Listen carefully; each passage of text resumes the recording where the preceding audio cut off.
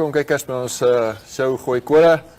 Ek is Andrew Koolman saam met my mede-aanbieder Brian Monango en ons gas vir vandag Titus Matthias, rugbyspeler van FNB Rehoboth. Welkom op ons show Titus. Baie dankie Andrew. En Brian, dit is aangenaam om hier te wees. Ja, so vertel ons 'n bietjie jou rugby daar, waar dit begin het en hoe dit geloop het tot waar jy nou is. Ja, nee, ek het begin by St. Joseph rugby speel. Ek was om en by 13 jaar. Het was mijn eerste keer dat ik een rugbybal gevat heb. Ik was nooit een fan van sport. Ik was meer een die jongens dat studeren en die even goed is. Boekwomikie. So daar coach Patrick bij mij aangekomen een dag in die klas en gevraagd kom ik hier rugby spelen. Bij de veld uitgekomen, een beetje gespeeld, een beetje gejol en hij het gevoel dat is nou ik voet bij rugby. Ja, dat is mijn sport.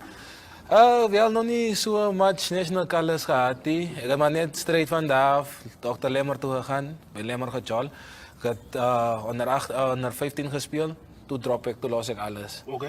Ik heb nog gevoel, dat is mijn passie niet. Ik is nog een verkeerde plek. Okay. Van daaraf, toen kwam Trek Rehoboth mee.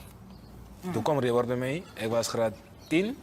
Kwam Rehoboth bij mij, approachen mij, en dan ik moet bij alles spelen. Vandaar heb ik bij mijn loopbaan bij Rehoboth begonnen. Is het? Ja, ik had basically niet school rugby match gespeeld. Ik had strijd in die groot zwembad gesprongen en begonnen zwemmen.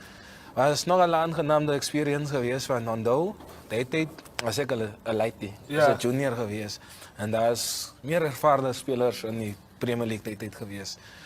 Ja, dat is hoe ik rugby begonnen spelen. En van die tijd af 2014, 15 tot nu is ik maar net bij Rehoboth.